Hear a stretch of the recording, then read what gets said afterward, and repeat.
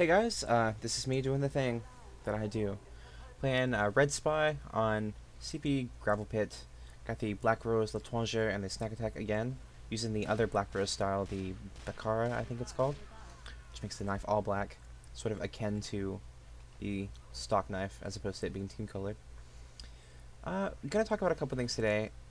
This is again a post commentary, not doing live. The live format just isn't really working for me. This takes a long time to render, but I think ultimately it's better quality. And I have a lot more to say post than I do just talking about the gameplay as it's happening. So I'm not going to talk about the gameplay too much, maybe point out a couple things as it goes along. But I want to talk about two things, mostly. I'm going to talk about the end of the line update first. I'm sure you've all either been bored to death by it or exhausted by it, but I feel like I need to talk to it as someone who has a fresher perspective on the game. Which leads me into my second topic. I'm going to be talking about my experiences as a fairly new player to the game. I have around 800 hours, but I have not been playing for very long. So, in the line update came out December 8th, and a lot of people are disappointed by it because we were apparently promised lots of new weapons, didn't really get them, got one reskin, got a bunch of cosmetics.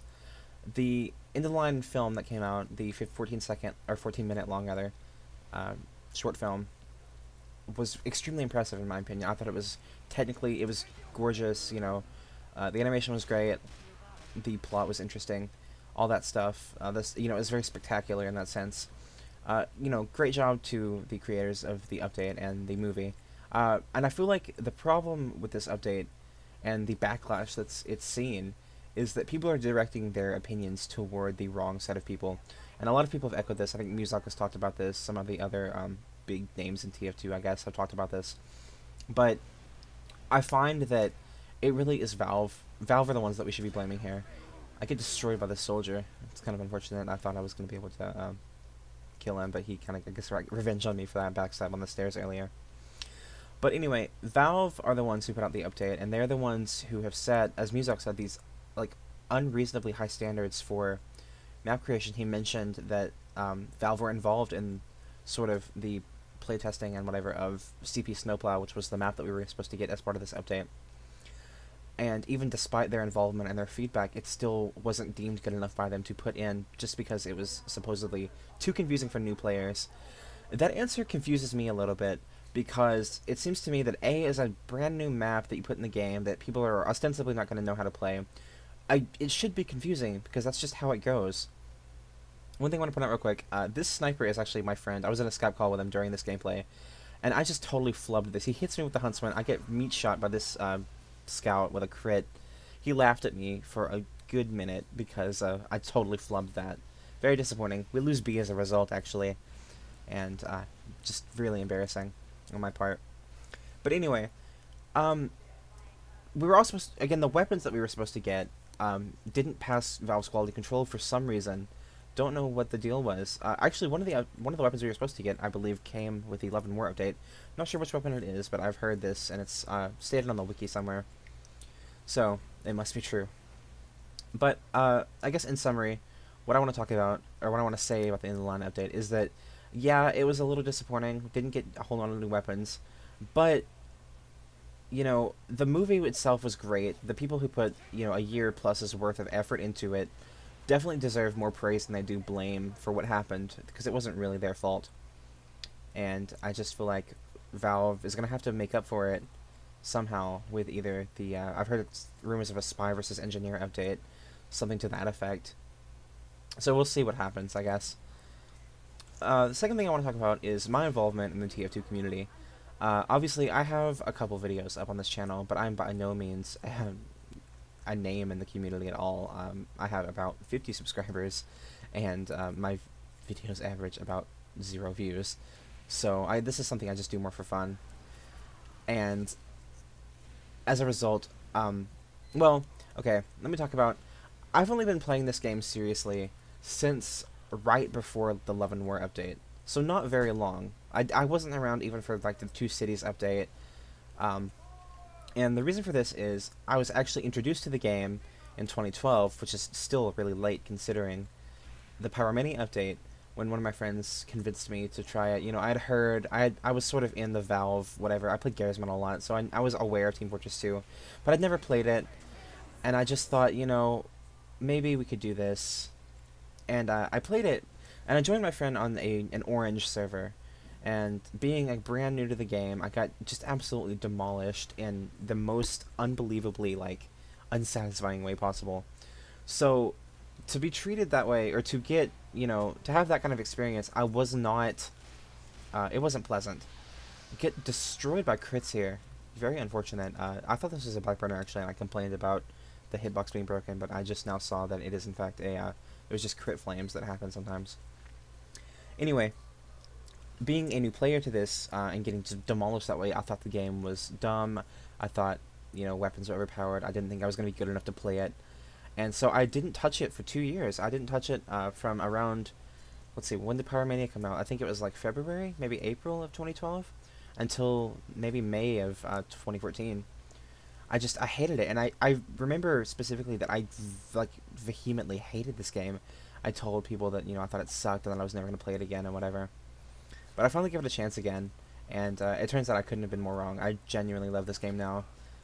It's very fun, and the point I want to make here is that as someone who hasn't been part of the TF2 community for very long, has only been playing in any meaningful capacity since earlier this year, is that it's a little daunting coming into a game where some people have been playing since the beginning. You know, people have been playing since 2007. I mean, the game came out in what, September 2007.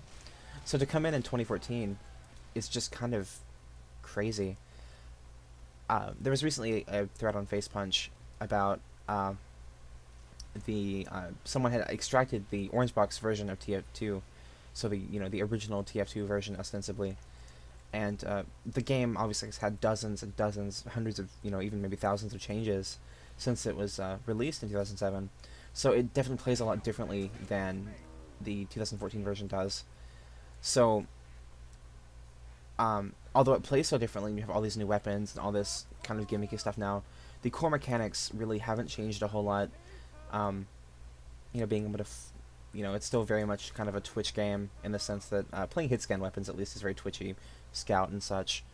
I don't know what was going on here. I guess we were having like a party. I feel kind of bad for what's the word, crashing it, I guess.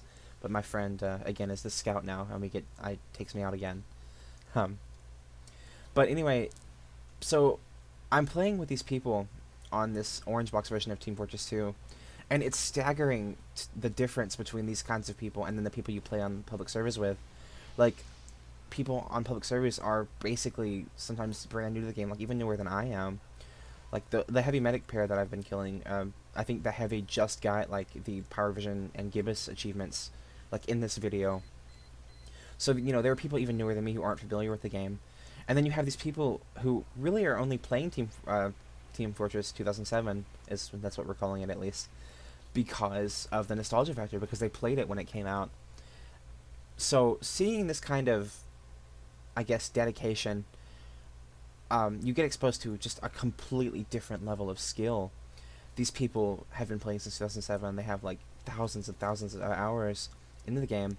I have around 800 hours in the game myself, but some of that is just idle, where I accidentally left the game on and forgot about it. I think I only have really around maybe 400 playtime hours. I know that's really sad, but it's the truth. So these people who have 5,000, 5,000, 6,000, 7,000 hours into the game, and that's probably not even like a whole lot when it compared to some people. So it's just it's unbelievable, the amount of just a difference in skill. I'm definitely one of the lower skilled people playing that version of the game. So it's interesting to know how this game ropes in new players. As I said, I hadn't played this game in any meaningful way since earlier this year, but for a game to survive this long, based pretty much on, obviously the game's been updated and has seen a lot of support from Valve over the years, but to have survived essentially from just player support is kind of staggering to me, and I think it shows a lot about the uniqueness of this game, and it's definitely been a fun experience learning how to play it. I've met some great people playing this game, some really good friends, and I've gotten other people into the game. I have a friend who goes by the name of Gay Thoughts. He has a spy main. He plays exclusively Your Turn to Reward with the Dead Ringer, and he honestly is one of the most impressive spy players I've ever seen. He does stuff that just is unbelievable to me.